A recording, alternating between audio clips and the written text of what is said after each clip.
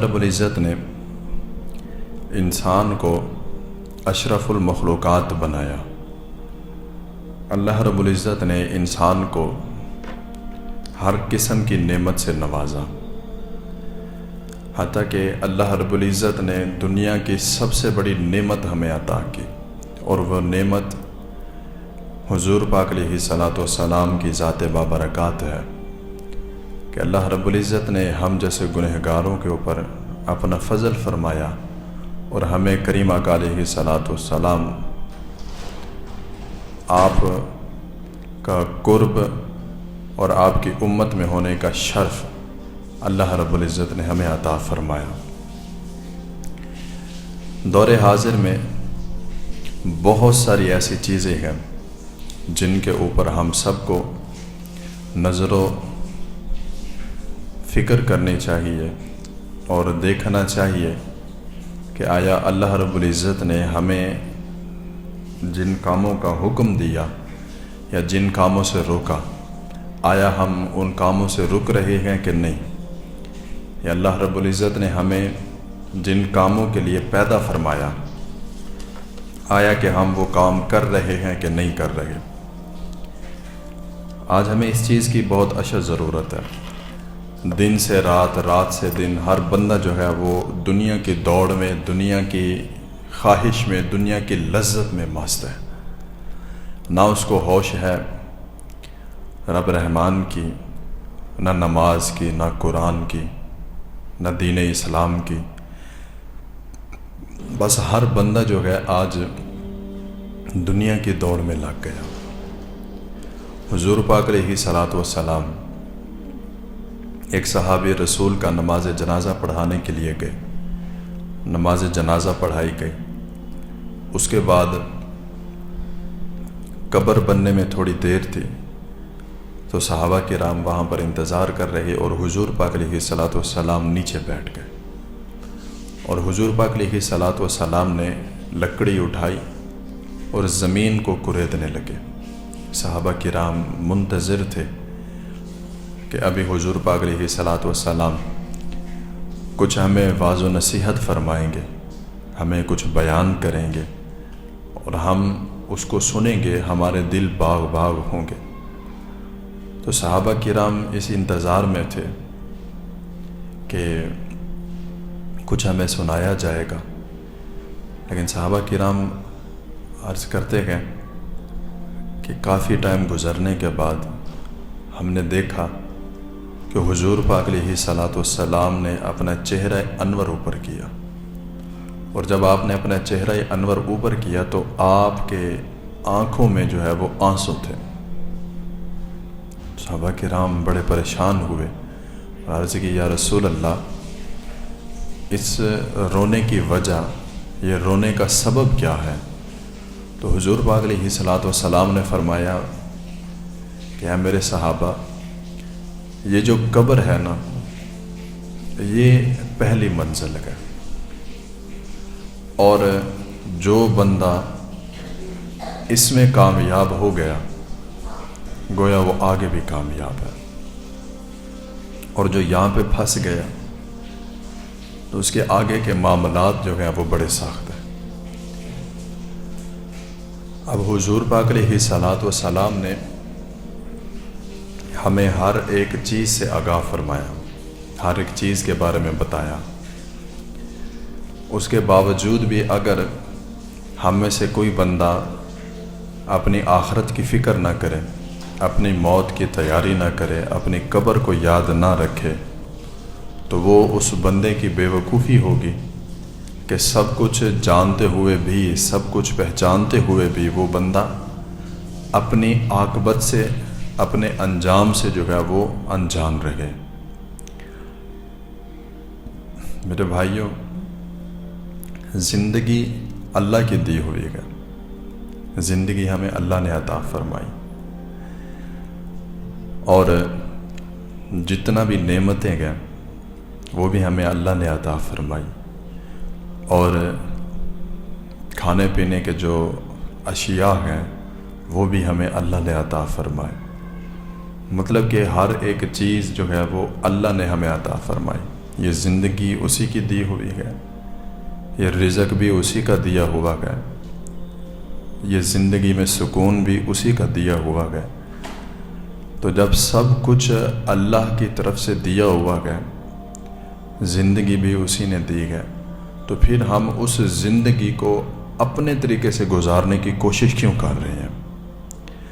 ہم اس زندگی کو اپنے طریقے سے جینے کی کوشش کیوں کر رہے ہیں؟ جب اللہ نے فرمایا کہ اے بندے 5 وقت کی نماز پڑھنی ہے تو پڑھنی ہے، جب اللہ رب العزت نے فرمایا کہ شراب کے نزدیک نہیں جانا تو نہیں جانا، جب اللہ رب العزت نے فرمایا کہ اے ایمان والو لا تقربوا الزنا، کہ زنا کے قریب بھی نہ جاؤ،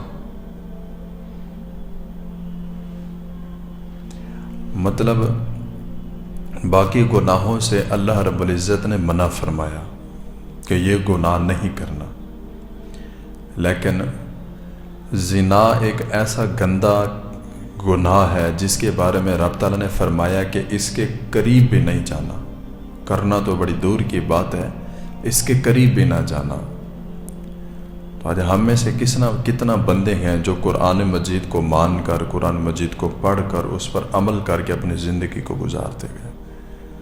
میرے خیال سے 100 میں سے کوئی ایک بھی بندہ شاید نہ نکلے کہ جو قرآن مجید کے مطابق اپنی زندگی کو گزارتا ہے۔ سیدھے کو بیٹھو ادھر،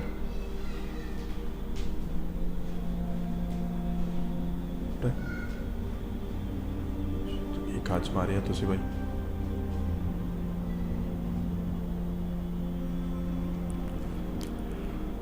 تو اللہ رب العزت نے انسان کو جس مقصد کے لیے پیدا کیا، ہمیں چاہیے کہ ہم اس مقصد کو پہچان کر اپنی زندگی کو گزاریں۔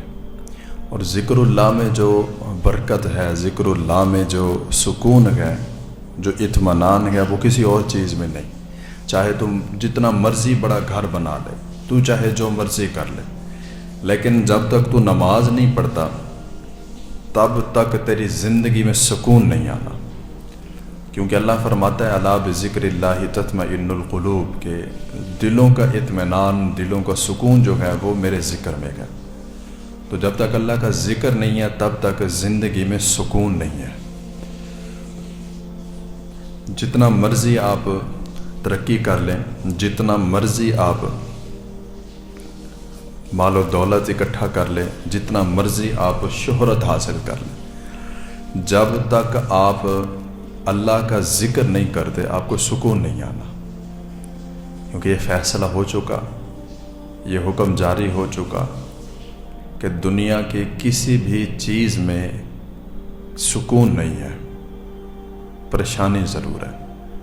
اور آج ایک چیز جو ہم سب کو سمجھ نہیں آ رہی، جس کی وجہ سے آج ہم سب پریشان ہیں، جو امیر ہے وہ سکون کی تلاش میں ہے، اور جو غریب پرسکون ہے وہ دولت کے تلاش میں ہے، اور جو بندہ شادی شدہ ہے وہ شادی سے چھٹکارا حاصل کرنا چاہتا ہے، اور جو غیر شادی شدہ ہے وہ شادی کرنا چاہتا ہے۔ جس کے پاس پیسہ ہے اس کے پاس سکون نہیں، اور جس کے پاس پیسہ نہیں ہے وہ پیسوں کو ڈھونڈنے میں رات و دن ایک کر رہا ہے۔ جس کے پاس ملازمت ہے وہ پریشان ہے کہ بھائی تھک بہت جاتا ہوں، اور جس کے پاس نہیں ہے وہ پریشان ہے کہ میرے پاس ملازمت نہیں ہے۔ تو مطلب کہ ہر بندہ جو ہے وہ پریشان ہی پریشان ہے۔ اس کی صرف اور صرف وجہ یہ ہے کہ ہم رب تعالیٰ کی تقسیم پر راضی نہیں ہیں۔ جو رب تعالیٰ نے ہمارے لیے فیصلہ فرمایا، جو رب تعالیٰ نے ہمارے لیے کر دیا، اس پہ ہم راضی نہیں ہیں۔ اگر ہم رب تعالیٰ کی تقسیم پر راضی ہو جائیں، رب تعالیٰ کی رضا پہ راضی ہو جائیں، رب تعالیٰ نے جو زندگی دی اس کی نعمت سمجھ کر، اس کی مہلت سمجھ کر اس کو گزاریں، تو ہم زندگی پرسکون طریقے سے گزار سکتے ہیں۔ اور وہ بندہ میری نظر میں بندہ نہیں ہے جو رب تعالیٰ کے ساتھ وفا نہ کرے، کہ جس نے ہمیں ہر قسم کی نعمت سے نوازا، اور بدلے میں ہماری رب تعالیٰ کے ساتھ، رب کے رسول کے ساتھ، قرآن کے ساتھ، ایون کہ اپنے ساتھ ہماری وفا جو ہے وہ زیرو برابر ہے۔ اگر ہم رب تعالیٰ کا ذکر کریں، اگر ہم رب تعالیٰ کے دروازے پہ آئیں، اگر ہم میلاد کا اصل مقصد سمجھیں، تو میں کہتا ہوں ہماری زندگی سنور جائے گی۔ یہ میلاد کا مہینہ چل رہا ہے، اور حضور پاک علیہ الصلاۃ والسلام کا میلاد مطلب حضور پاک علیہ الصلاۃ والسلام کی ولادت۔ میلاد کا مطلب ولادت ہے، جشن ولادت، ولادت کی خوشی۔ ہم کس نبی کی خوشی مناتے گئے؟ آمنہ کے لال کی۔ ہم حضور پاک علیہ الصلاۃ والسلام کی ولادت کی خوشی مناتے گئے۔ تو حضور پاک علیہ الصلاۃ والسلام دنیا میں آئے، اللہ نے فرمایا کہ نعمت کا چرچا کرو، اس پہ خوب جشن کرو، خوشیاں مناؤ۔ لیکن اللہ تعالیٰ نے جس مقصد کے لیے حضور پاک علیہ الصلاۃ والسلام کو بھیجا، آیا وہ مقصد ہم پورا کر رہے ہیں؟ یا حضور پاک علیہ الصلاۃ والسلام نے اپنی 63 سالہ زندگی میں جو ہمیں دین اسلام دیا، کیا ہم اس کو اپنی زندگی کے اوپر چلا رہے ہیں؟ بالکل بھی نہیں۔ اب حضور پاک علیہ الصلاۃ والسلام کی امت پر جو اللہ نے احسان کر دی ہے، یقین مانے ہم اس کے قابل بھی نہیں، جتنے احسان ہو گئے۔ اب ہر سال جو ہے ہم صرف اور صرف حضور پاک علیہ الصلاۃ والسلام سے دھوکے بازی کرتے ہیں۔ یہ حقیقت بات ہے۔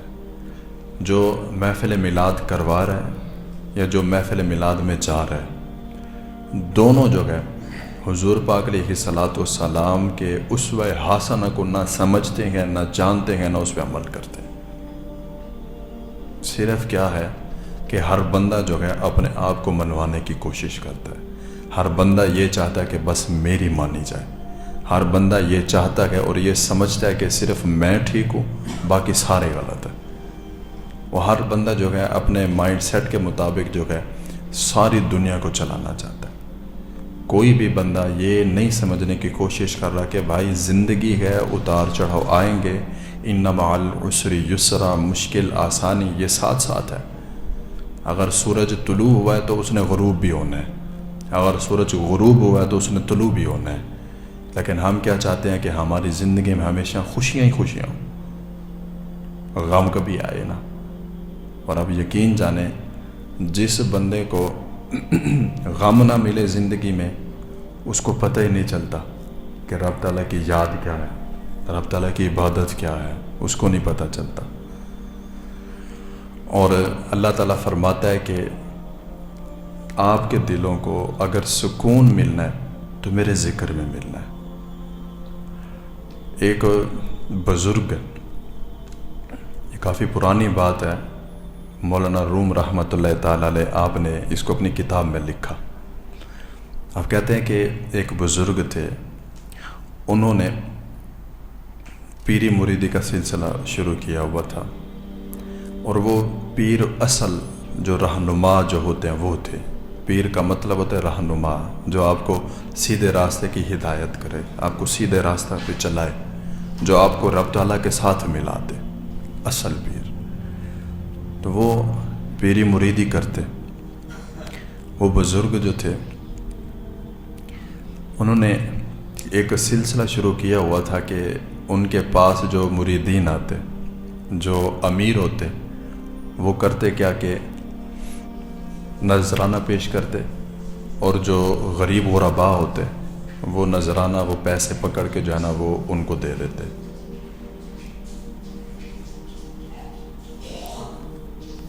آپ کی طرف کیا ہوا ہے؟ بند ہو گیا کوئی بات نہیں۔ تو جو غریب غربا ہوتے وہ نذرانہ پکڑ کے جو ہے وہ ان کو دے دیتے۔ تو یہ سلسلہ چل رہا ہے ان کا۔ تو ایک دن ان کی جو شریک حیات تھی، جو ان کی بیوی تھی، وہ کہنے لگی جناب ٹھیک ہے، آپ خدمت خلق کر رہے ہیں، مخلوق خدا کی خدمت کر رہے ہیں، آپ اچھی بات ہے، لیکن آپ ذرا ہمارے بارے میں بھی سوچیں، ہم بھی آپ کی ذمہ داری ہیں، آپ کا حق بنتا ہے، آپ کا فرض ہے کہ آپ ہمارے بارے میں بھی کچھ خیال کریں کہ ہم کیا چاہتے ہیں، ہمارے بھی کچھ جو ہے نا وہ ضروریات ہیں، ہمارے بھی کچھ معاملات ہیں۔ آپ نے عجیب سا سسٹم بنا رکھا ہے کہ ادھر سے پیسے پکڑے اور ادھر جو ہے وہ غریبوں میں بانٹ دیے، ہمارے لیے کچھ لے کے نہیں آتے۔ ہمارا بھی دل کرتا ہے کہ ہم ہر روز جو ہے وہ تازی روٹی کھائیں، اچھا سالن بنائیں، ہمارا بھی دل کرتا ہے کہ عید پہ ہم اچھے کپڑے پہنیں، نئے کپڑے پہنیں، لیکن ایسا کچھ بھی نہیں ہے۔ تو آپ مہربانی کریں، یہ جو کام آپ نے شروع کر رکھا ہے نا، یہ آپ کے پاس کی بات نہیں ہے، آپ ان کو چھوڑیں اور آپ کوئی محنت مزدوری والا کام کریں، خود بھی کھائیں اور ہمیں بھی کھلائیں۔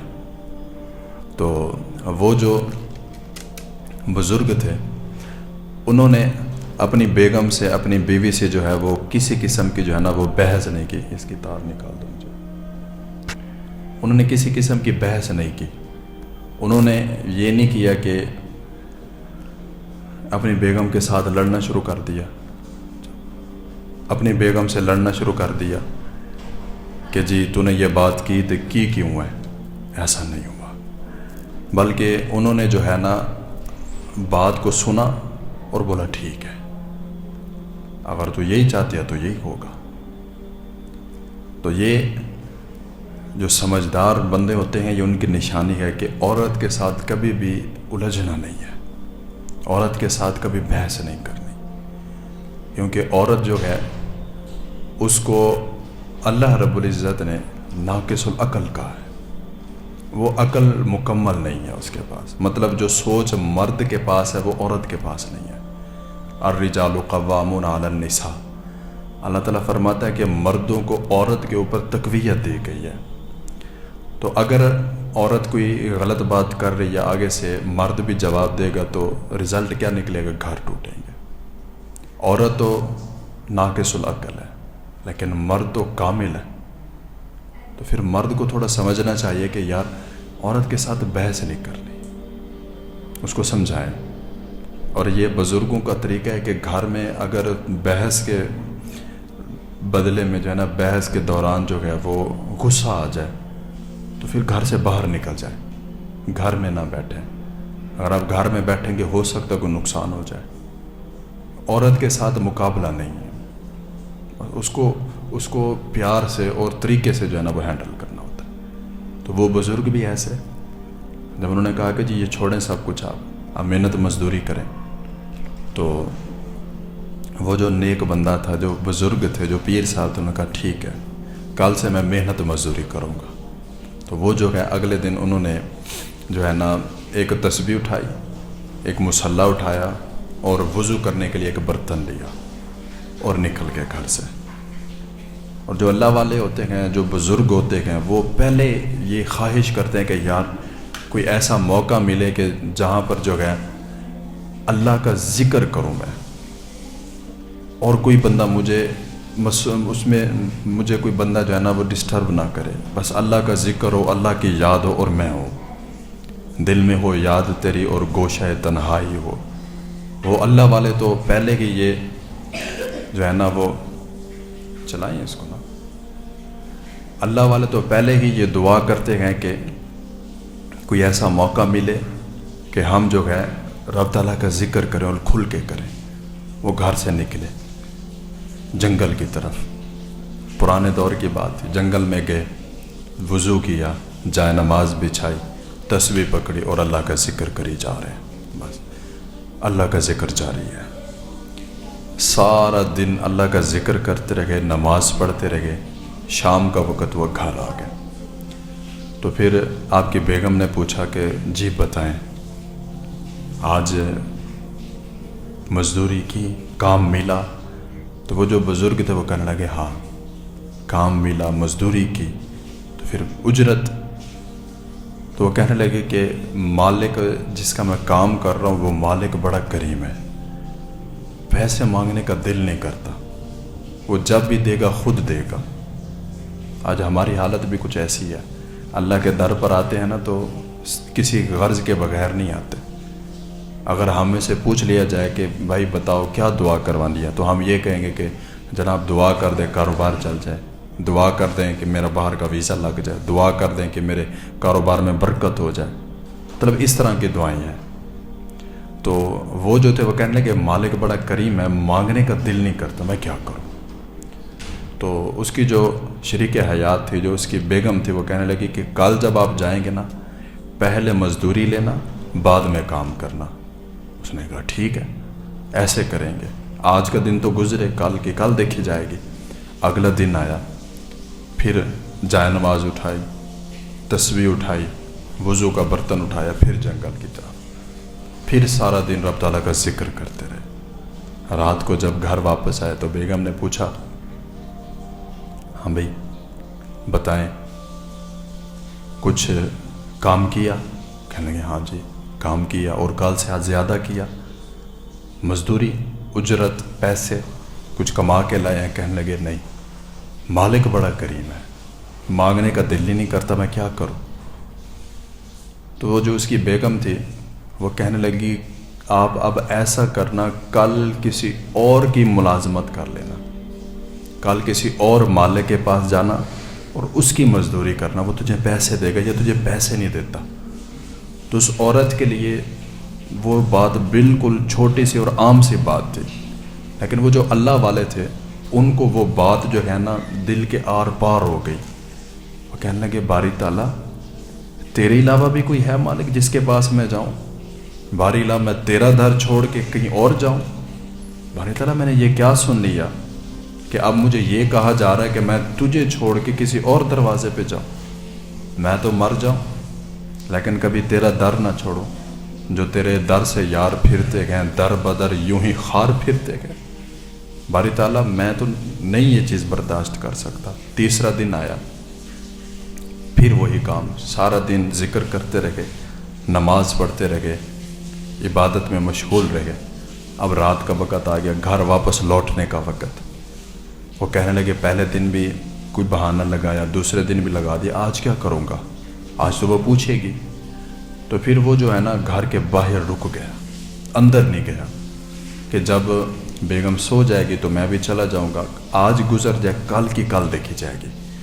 تو وہ بزرگ جو تھے وہ کہنے لگے کہ جب میں گھر کے اندر داخل ہونے لگا، دروازے کی آواز ہوئی تو میری شریک حیات جو ہے، جو میری اہلیہ تھی، وہ بھاگتی ہوئی آئی خوشی کے ساتھ۔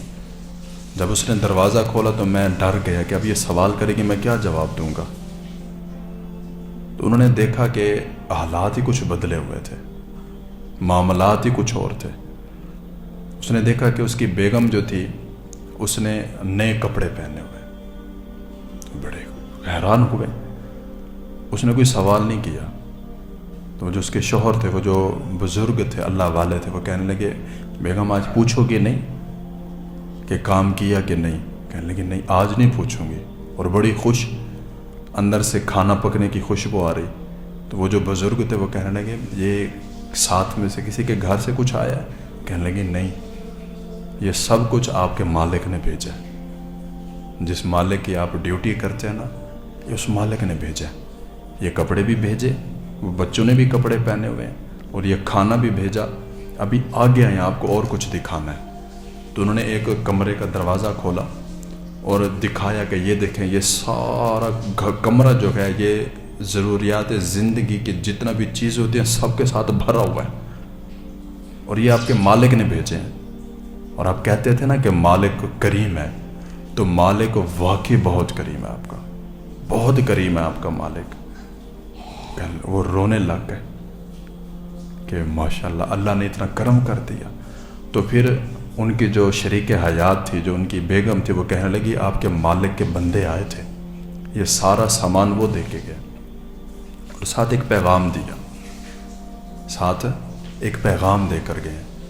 وہ کہتے تھے کہ جب ہمارا بندہ آئے نا، ان کو مالک کا اتنا پیغام دے دینا کہ مالک نے کہا ہے کہ تو ہمارے ذکر میں کمی نہ آنے دینا، ہم تمہارے رزق میں کمی نہیں آنے دیں گے۔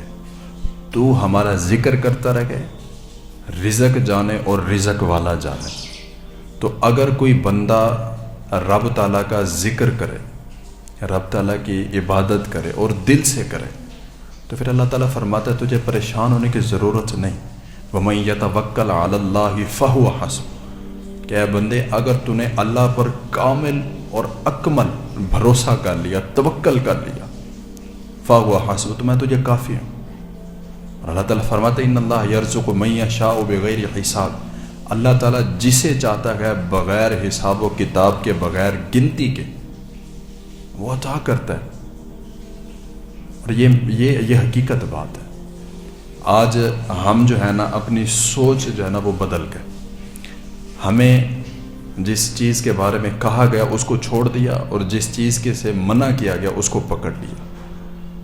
اب اگر ہم دین اسلام کی کوئی کتاب اٹھا کے دیکھیں یا حدیث اٹھا کے دیکھیں، قرآن مجید اٹھا کے دیکھیں، تو اس میں یہ چیز ملتی ہے کہ بندے تو نے اپنی آخرت کی فکر کرنی ہے، زندگی کی نہیں، رزق کی نہیں، آل اولاد کی نہیں، بچوں کی نہیں، بیوی کی نہیں، گھر بار کی نہیں، کسی چیز کی فکر نہیں کرنی، تو نے صرف اپنی آخرت کی فکر کرنی ہے۔ اب ہماری حالت یہ ہے کہ ہمیں آخرت کی فکر نہیں ہے، ہمیں کیا ہے؟ دنیا کی فکر ہے، ہمیں رزق کی ٹینشن ہے، جس کے بارے میں اللہ نے فرمایا کہ رزق کا ذمہ میرے اوپر ہے۔ 8 سے 9 کروڑ، یہ میں نے تحقیق پڑھی، 8 سے 9 کروڑ پرندے ہیں جو ہر روز صبح کے ٹائم اپنے گھونسلوں سے خالی پیٹ اڑتے ہیں، اور جب واپس آتے ہیں تو سب کے سب پیٹ بھر کے آتے ہیں۔ تو ان کو کون کھلا رہا ہے؟ اللہ کھلا رہا ہے۔ نہ ان کی دکان ہے، نہ ان کا کوئی ٹھیلا ہے، نہ ہی کوئی پکی جگہ ہے کہ جہاں سے ان کو ملنا ہے، وہ اللہ کے بھروسے پہ۔ اگر ایک پرندہ اللہ کے بھروسے پر اڑتا ہے تو اللہ تعالیٰ اس کو رزق عطا فرماتا ہے۔ اگر ایک پرندہ رب تعالیٰ کے بھروسے پر ایک ٹہنی پہ بیٹھے بیٹھے سو جاتا ہے تو اللہ اس کو گرنے نہیں دیتا۔ تو انسان تو اشرف المخلوقات ہے، اگر انسان اللہ پہ بھروسہ کرے گا تو اللہ تعالیٰ، میرا یہ کامل یقین ہے کہ اللہ تعالیٰ انسان کو کبھی بھوکا نہیں مرنے دے گا۔ وہ بھوکا اٹھائے گا ضرور لیکن سلائے گا نہیں۔ شرط یہ ہے کہ عمل میں اخلاص ہو، عبادت کی خواہش ہو، چاہت ہو، رب تعالیٰ کے دروازے پر آئے، مانگنے کے لیے نہیں، ملنے کے لیے آئے، دلوں کو صاف کر کے آئیں، ڈرتے ہوئے آئے، اور رب تعالیٰ کی عبادت کی خواہش لے کر آئے، پھر اللہ تعالیٰ ہمارے ہر مشکل کو آسانی میں بدل دے گا۔